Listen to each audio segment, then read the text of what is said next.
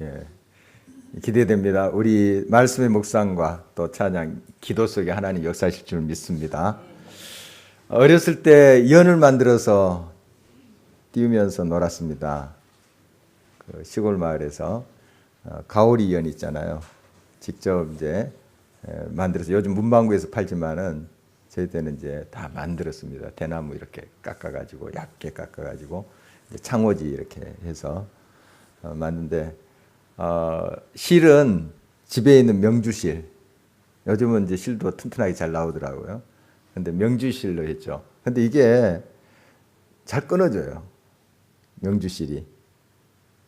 그래서 이제 한참 날리다가 저 높이 이제 연이 날다가 끊어지는 경우 몇 번 있었어요. 그럼 막 그 이제 날아가죠. 그러면 저 아랫동네까지 날아갑니다. 나무에 걸치기도 해요. 그래서 이제 바라만 보고 그냥 오기도 하고, 또 때로는 그냥 어디로 갔는지는 몰라. 너무 높이 날아가지고. 그런 이제 기억이 나더라고요. 연이 이제 그 연줄에 있을 때 참, 그 매여 있을 때 자유함이 있습니다, 사실.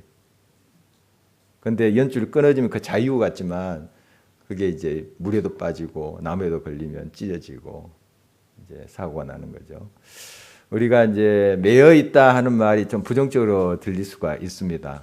무엇에 매여 있다. 그런데 어디에 매여 있느냐, 여기에 또 달라질 수 있죠. 의미가 달라질 수 있습니다. 우리 주님께 매여 있는, 성령에 매여 있는 그런 삶에 참된 자유가 있는 줄 압니다. 우리가 성령의 줄, 거기에 매여 있을 때 마음껏 그렇게 날 수 있고, 또 그 푸른 창공에서 멋지게 또 날 수가 있을 거예요. 그러나 내가 이거 매여 있는 거 귀찮아 하면서 끊어버리면 이제 사고가 나는 거죠. 우리는 이제 성령에 매여 있는 삶, 이게 속박이 아니고요, 구속이 아니고 자유입니다. 성령 안에서 행하는 것, 성령에 매여 있는 삶, 바로 그것이 참된 자유다 하는 것을 다시 한번 우리 말씀 통해서 확인하는 시간 됐으면 좋겠고, 이 바울 사도는 참 자유인이었어요. 정말 감옥에 갇혀도 참된 자유를 누린 사람이에요. 세상 사람들은 이제 자유가 박탈당했다 이렇게 생각하는데 그렇지 않았죠. 그 안에서도 막 찬송하고 막 옥문이 열리고 그러잖아요. 또 간수 가족이 구원받고 참된 자유가 있기 때문에요. 신앙의 사람들 보면은 성령에 매여 있는 사람들, 참된 자유인입니다. 정말 세상은 그들의 몸을 가뒀지만, 또 핍박했지만, 그러나 참된 자유가 그들 속에 있었던 걸 우리가 기억합니다. 우리는 성령에 매여 있는 참된 자유인입니다. 오늘 이제 말씀 나누면서 같이 또 이 말씀 붙잡고 확신하는 시간 됐으면 좋겠습니다. 지난 시간에 이제 바울이 3차 전도여행을 이제 마치고 돌아오는 길에 에베소를 그냥 지나치면서 에베소 밑에 있는 밀레도라는 곳에 머물게 됩니다. 거기에서 이제 에베소 교회 장로들을 부르죠.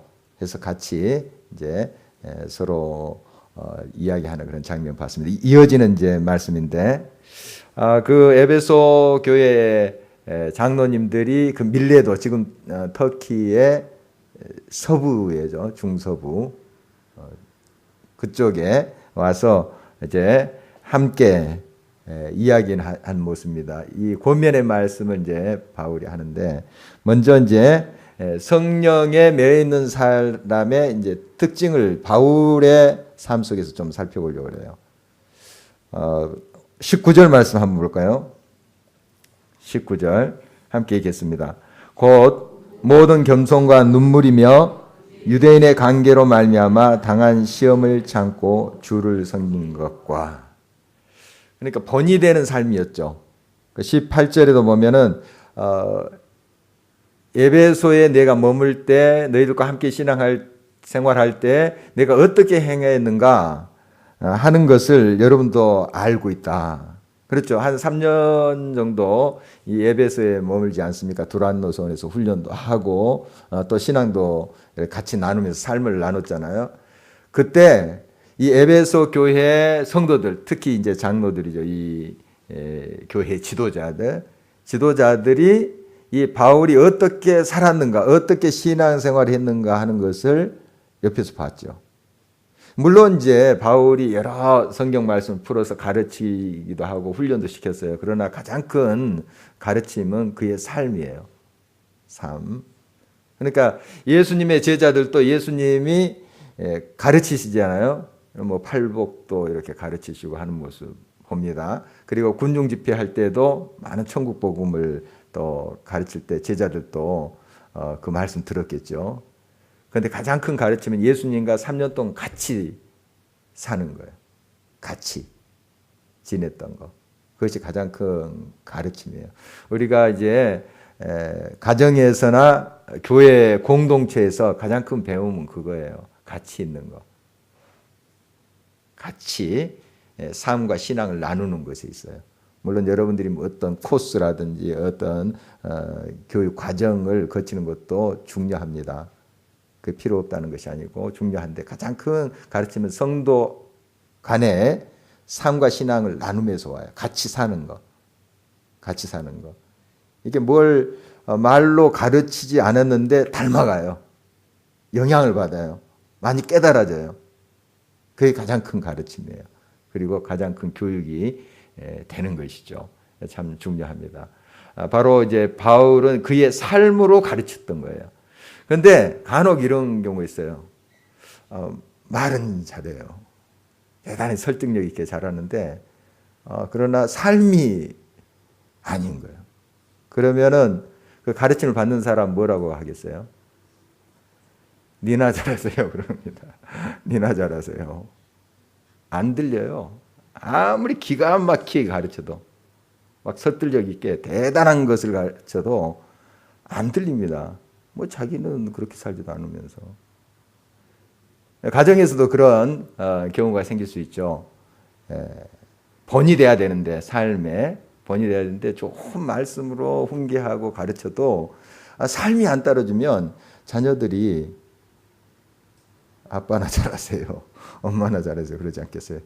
그렇게 하면 좀 양반이게요. 니나 잘하세요. 그래요. 니나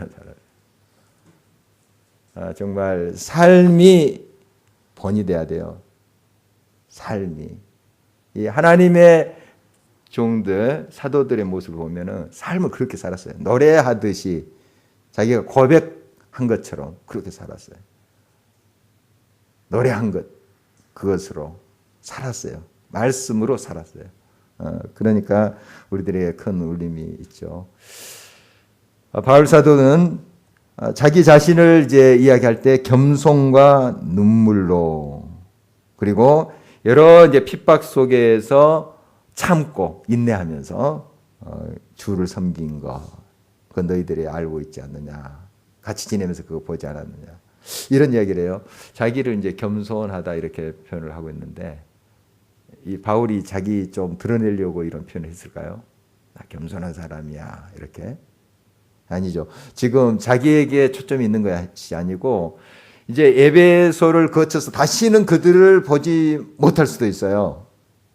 이제 로마로 갈 비전을 지금 보고 예루살렘 향하고 있는 것이니까. 그러니까 지금 이 마지막 시간에 자기의 모든 것을 쏟아가지고 가르치고 훈계하고 또 교훈하기를 원한 거죠. 그래서 자기를 자랑하려고 자기가 대단한 겸손한 사람이다 이걸 이야기하는 것에 강조점 있는 것이 아니고 정말 여러분 겸손하십시오. 여기에 그 교회 지도자들 장로들에게 겸손하게 섬기십시오. 제가 이제 부족하지만 그렇게 했던 것처럼 더 이상으로 이제 했으면 좋겠다 하는 마음을 가지고 이 말을 했겠죠. 겸손으로 그렇게 섬기십시오. 그리고 눈물로 섬기십시오. 이런 말이에요. 점점 눈물이 메말라 가죠. 눈물이 없어지고 있습니다. 정말 우리 예수님도 너희 자녀들을 위해서 울라. 우리 예수님도 또 우시면서 울부짖으면서 기도하시죠. 겟세마네 동산에서 그런 이제 기도를 우리가 알고 있는데 우리 눈물이 회복돼야 되겠습니다. 점점 메말라가고 있어요. 정말 마음이 메말라가니까 그런 것 같아요. 정말 다시 우리의 마음에 영원 사랑하는 긍휼히 여기는 마음, 이것이 회복되기를 바랍니다. 우리 자녀들을 위해서 울어야 되고 이 나라 이 민족을 바라보면서 안타까움으로 우리의 눈물이 회복돼야 돼요. 눈물이. 바로 바울은 그 에베소에서 이렇게 사역할 때 정말 최대한 자기가 가지고 있는 그런 성경 지식뿐만 아니라 삶을 통해서 또 눈물로 기도하면서 그렇게 성도들을 양육하고 섬겼던 것을 보게 됩니다. 정말 어떻게 눈물 없이 자녀 키울 수 있나요? 어떻습니까? 지금 이제 어머니들 자녀를 가지고 계시는 분들 어떻습니까? 눈물 없어서 없이 자녀 키울 수 있어요? 눈물 흘릴 수밖에 없죠. 정말 자녀를 키우듯이 이 바울 사도가 성도들을 그렇게 섬겼던 것을 지금 이야기를 하고 있습니다. 31절로 가볼까요? 뒤로 넘겨서 31절 같이 한번 읽겠습니다.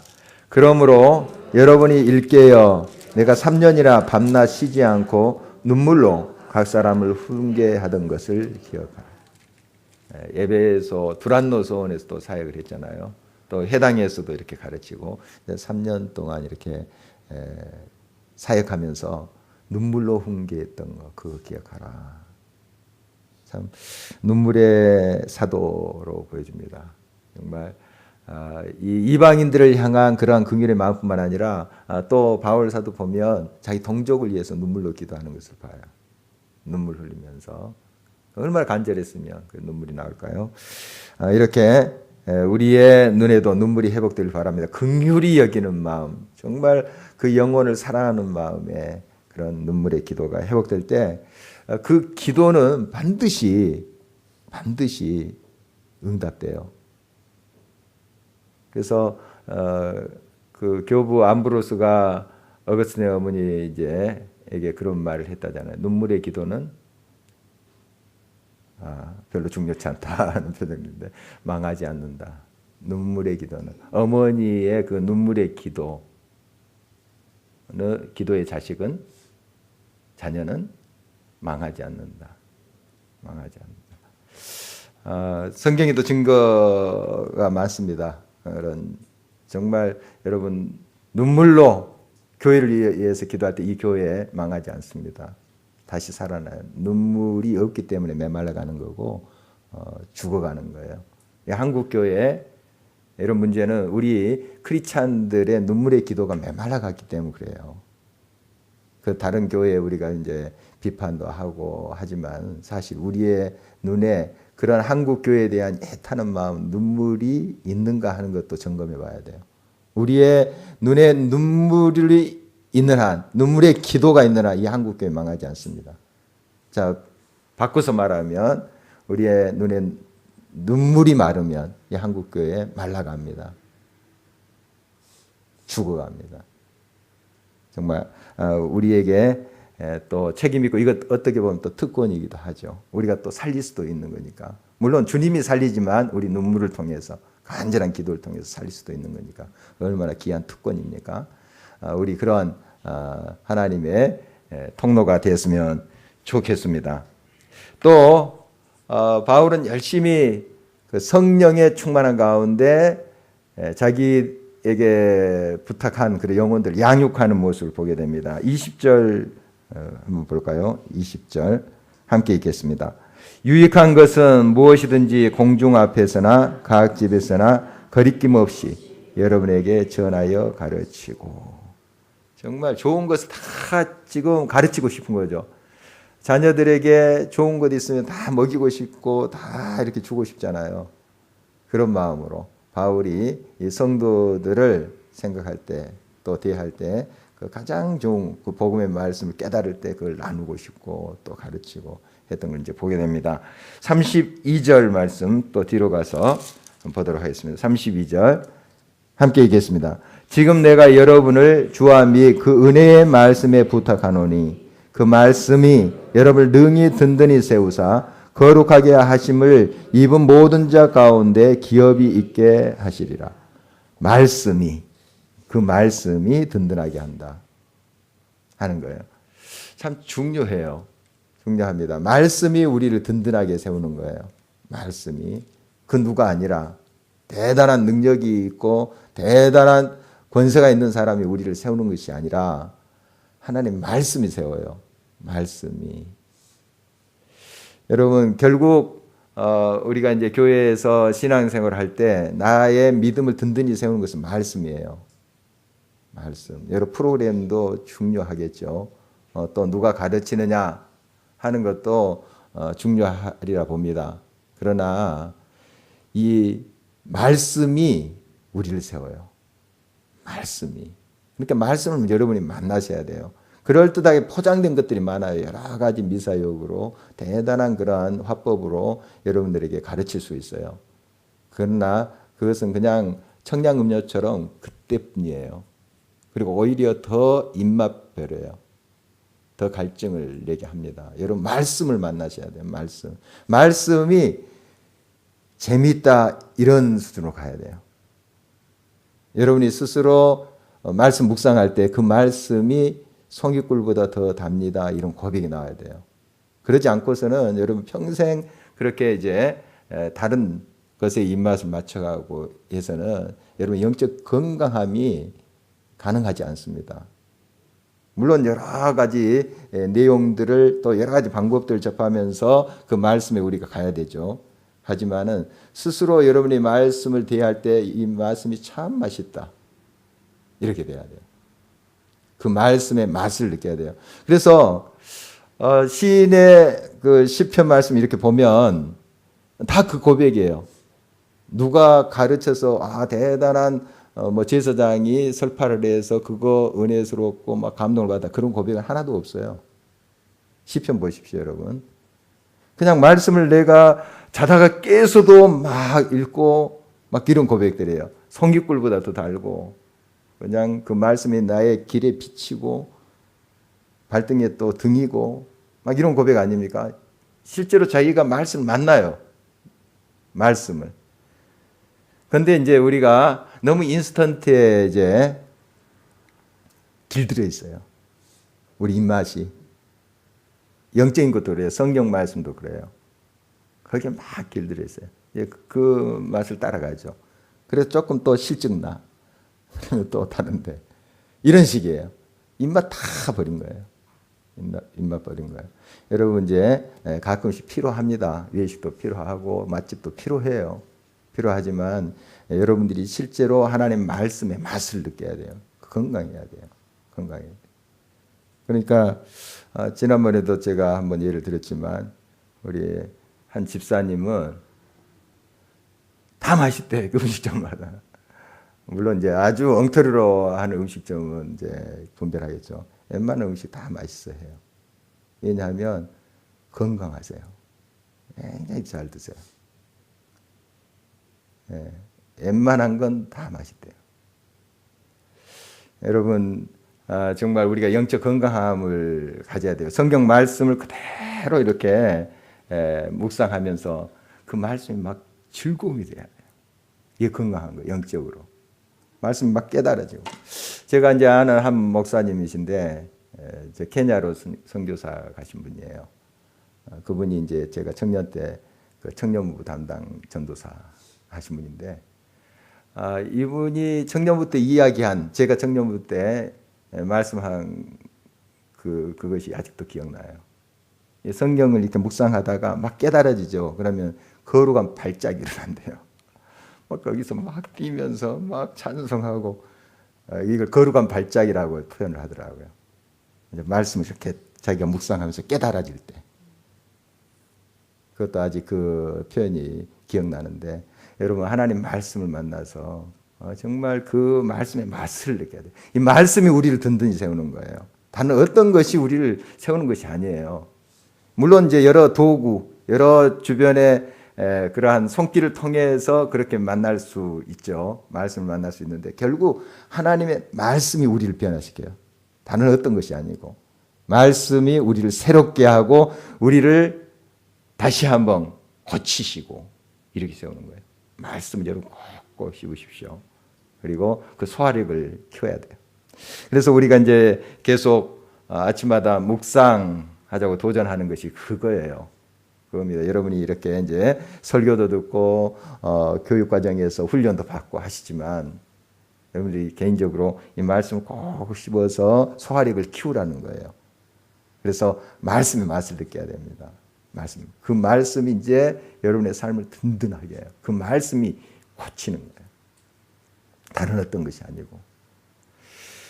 바로 바울은 이것을 알았기 때문에 그 말씀을 가지고 잘 이제 성도들을 양육했습니다. 그러니까 성령의 사람은 말씀의 사람이에요.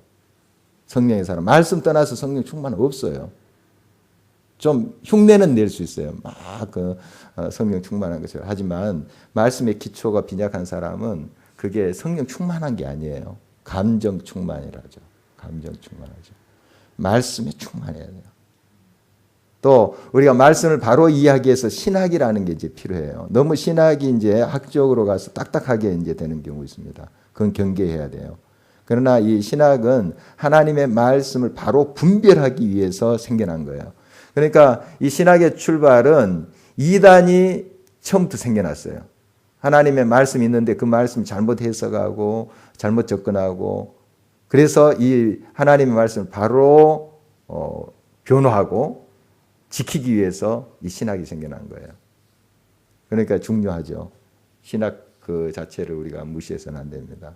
정말 그걸 기초로 해서 그 말씀을 정확하게 깨닫고 그래서 이제 목사님들이 이런 신학 공부를 하잖아요. 건전한 이제 신학, 또 사이비 또 엉터리 신학도 있습니다만 건전하게 인정된 그런 신학을 하신 분들의 가르침을 받는 게 중요해요. 중요합니다. 바로 그렇게 이제 말씀을 가지고 정확히 분별해서 이 에베소 교회에 있는 성도들을 가르친 거죠. 그러니까 바울은 성령 충만, 성령에 매여 있는 사람이었는데 말씀에 충만한 사람이다. 이렇게 볼 수가 있습니다. 자, 또 이 바울은 성령에 매여 있는 삶인데 사명을 따르는 모습으로 그 삶이 드러나는 것을 보게 됩니다. 22절 한번 볼까요? 22절 함께 읽겠습니다. 보라, 이제 나는 성령에 매여 예루살렘으로 가는데 거기서 무슨 일을 당할는지 알지 못하노라. 지금 성령에 매여 성령에 따라 이제 가는데 거기서 무슨 일을 당할는지 알지 못하노라 고백하고 있습니다. 근데 각 성마다 이제 따라오는 이제 19절 23절 말씀에 각 성에서 우리 지난 시간에 막 말렸던 이야기 같이 살펴봤잖아요. 가지 말라고. 결받고 환난이 기다린다고. 그러니까 구체적으로 어떤 환난과 어떤 핍박이 있는지는 모르겠어요. 바울이.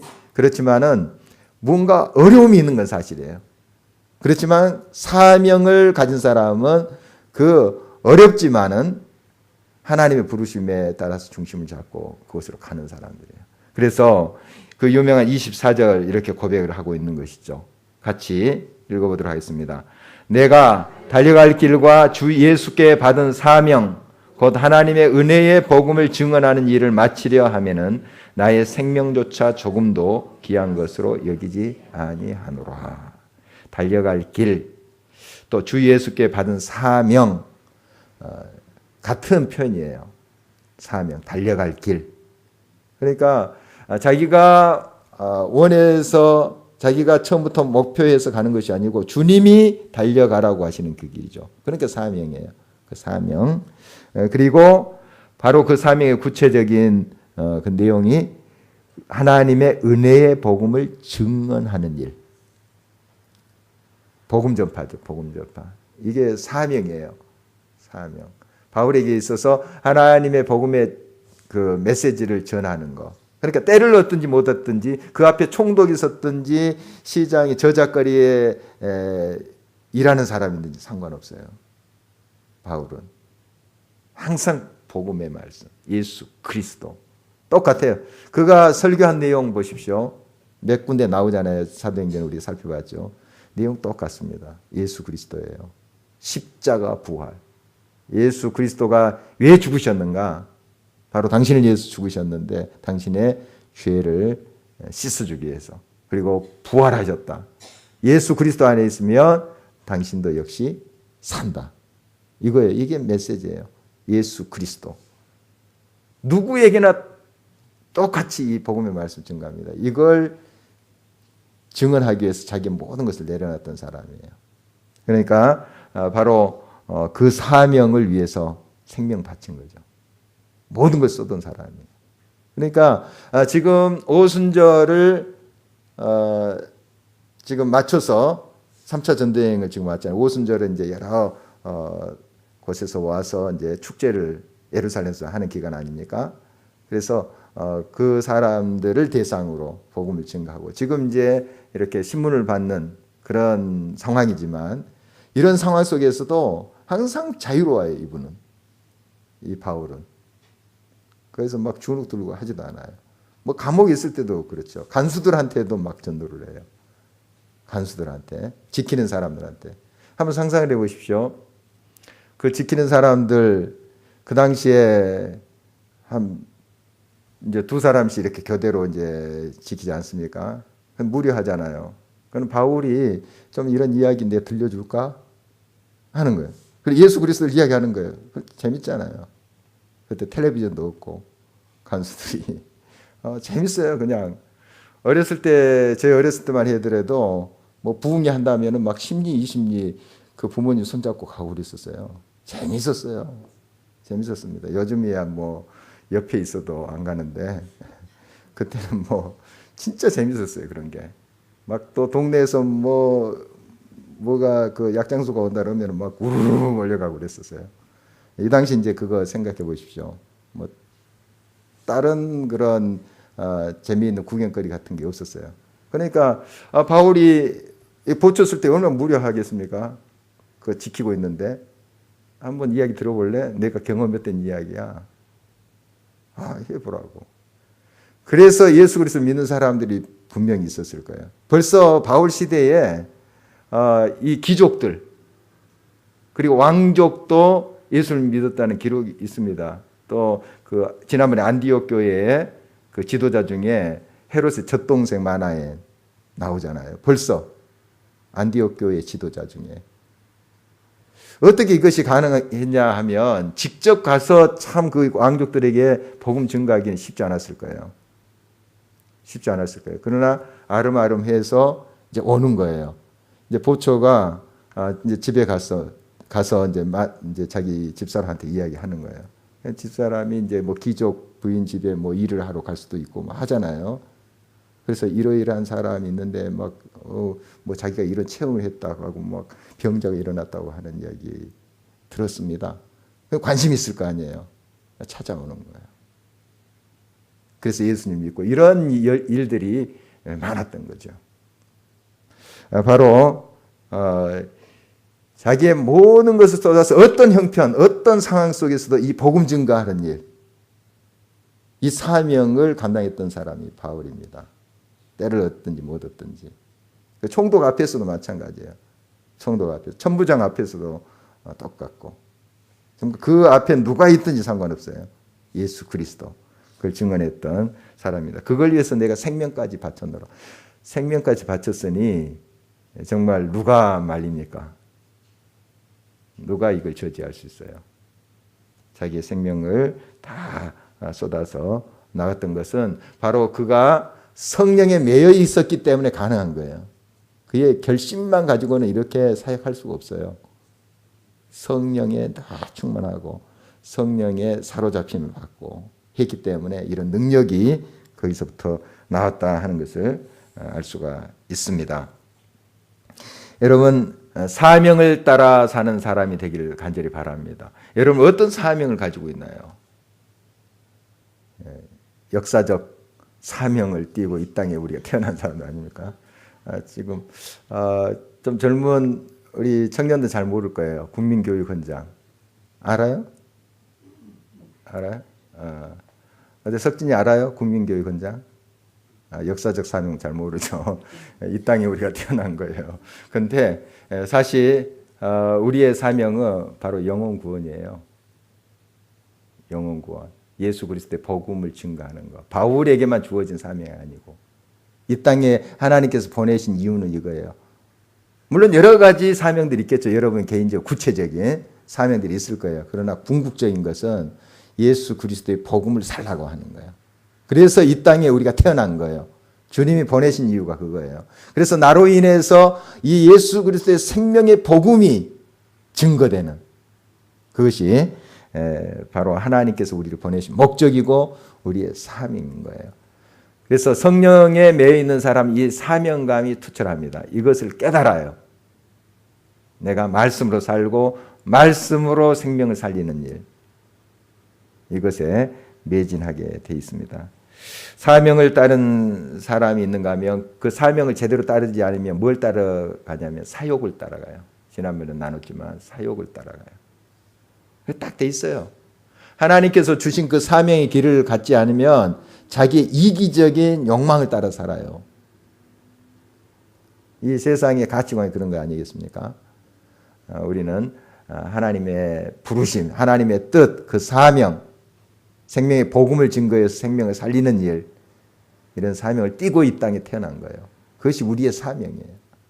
그게 그렇지 않으면 이 사명을 잃어버릴 경우, 그 의식을 잃어버릴 경우에는 자기의 사욕을 따라가게 돼 있어요. 뭐 결심 안 해도 그렇게 살게 돼 있어요. 여러분 하나님께서 우리에게 부여한 그 사명을 바로 인식하고 따라갔으면 좋겠습니다. 또 이 성령에 매여 있는 사람은 삼가는 사람이 절제하고 자기의 모든 삶에 규모 있게 행하는 사람이에요. 28절 말씀으로 가보겠습니다. 함께 읽어봅니다.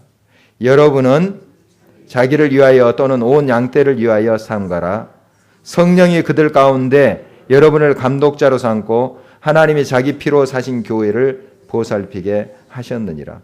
자기를 위하여 또 양떼를 위하여서 삼가라. 삼가라 하는 것인데 이 삼가다 하는 것은 먼저 이제 살피는 것, 경계하다 하는 의미가 있습니다. 경계하다. 곧 따라오는 그 말씀 중 29절에 사나운 이리가 등장하는데 바로 이단들을 말하는 거예요. 벌써 이 교회가 출발할 때부터 이단들이 생겨나요.